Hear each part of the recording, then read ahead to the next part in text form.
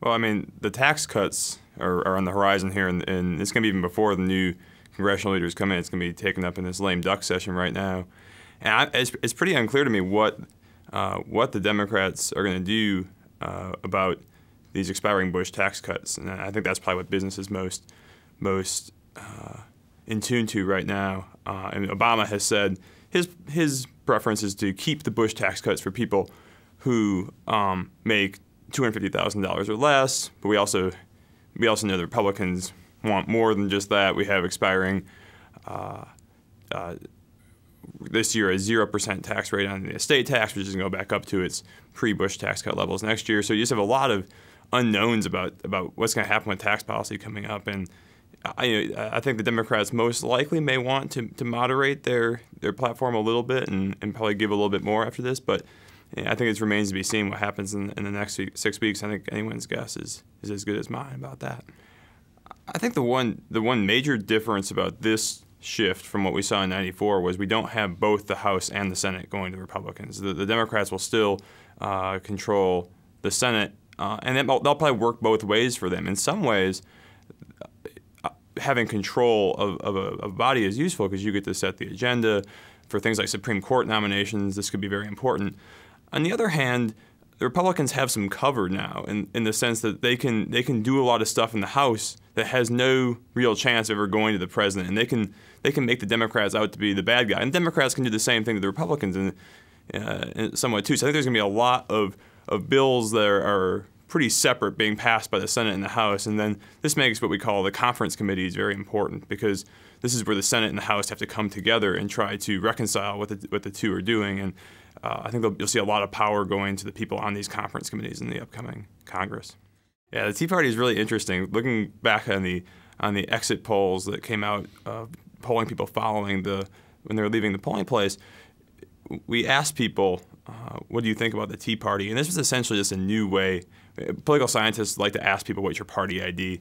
And this was almost the exact same question, it turned out. Republicans, but almost 90% of them said they liked the Tea Party. Democrats, almost 90% of them said they didn't. Independents were kind of down the middle.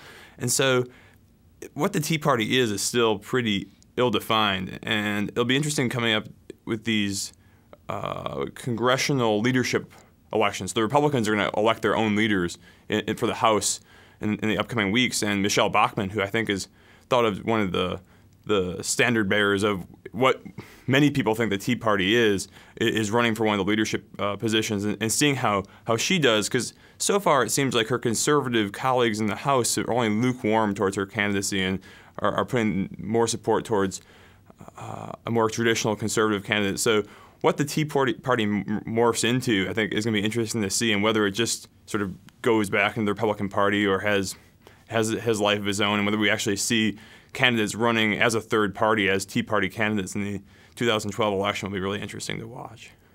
Yeah, so it's an interesting question about what these elections meant to political moderates. On one hand, there was a lot of political moderates who lost. Many of these were Democrats who were in districts that John McCain got a majority of the votes for president, but they managed to win a seat in 2008. And so in some ways, this is just reverting back to, in some ways, the ways things should be. The Republicans holding seats in Republican-leaning districts. You also had, in Pennsylvania, in the Philadelphia area, a number of districts that are very much swing districts, can vote for either Democrat or Republican candidates.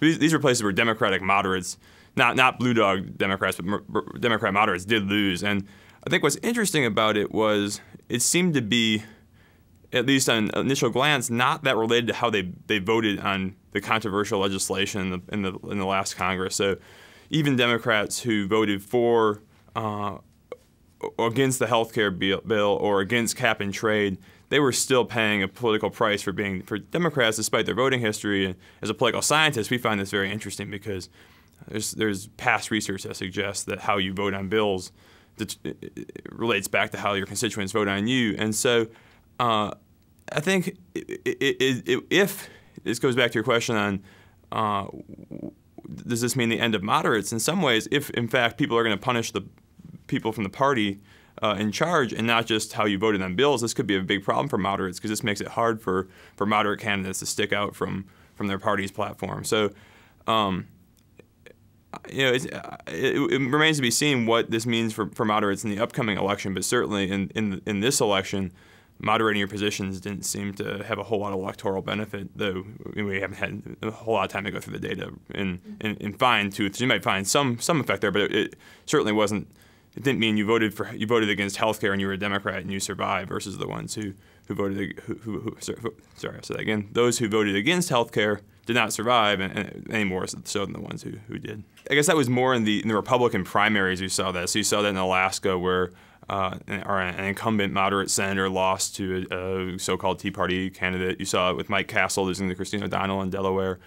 And so I think it'll be interesting to see going forward to the 2012 Republican primaries. Do you see this trend continue? Do you see the Republican Party taking on the more moderate members of itself in the primary elections? Because I think had Mike Castle survived to the general election, he probably would have won the seat over the Democrat who eventually won. And in Alaska, we actually saw Lisa Murkowski still win the seat, even though she got beat in her primary. So how much influence are these Republican primary voters, who tend to be much more conservative than Republicans overall, going to have in the future of the Republican Party? And will having a presidential election bring more moderate Republican voters out to maybe weaken this effect? So like we saw in Pennsylvania in 2004, I believe, or it could have been 2002, when Pat Toomey, who now is our senator, tried to take on Arlen Specter from the right, and he didn't win, and that may have been because they mobilized enough moderate Republicans to come vote in the primary. Yeah, I expect to see a lot of gridlock coming up in this next 2-year cycle. I think the Republicans see this, particularly with respect to healthcare and maybe tax policy, as a way of really setting themselves up for the 2012 election. So I think, one, you will see Congress, or the House specifically.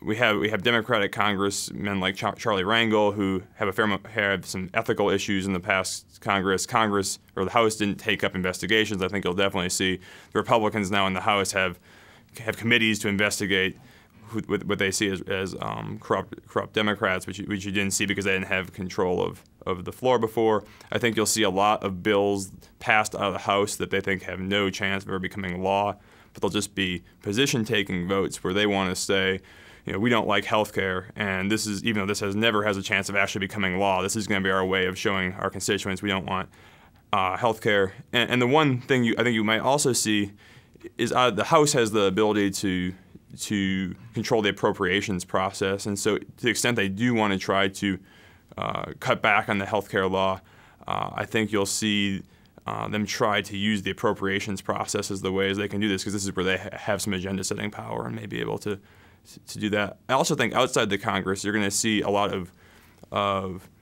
gridlock at the state level, where you're going to see, for example, states going to if you have a Republican state attorney general or a Republican state governor, you may start trying to sue the federal government, saying that you don't want to have to be held up to certain parts of the health care law. You saw a similar thing done before with the Democrats with No Child Left Behind. And so I think you'll see a lot of gridlock, not only at the federal level, but you'll see a lot of contentious partisan things coming out of the states that are directed towards the federal government, all with an eye on trying to get the Republicans back in office in 2012.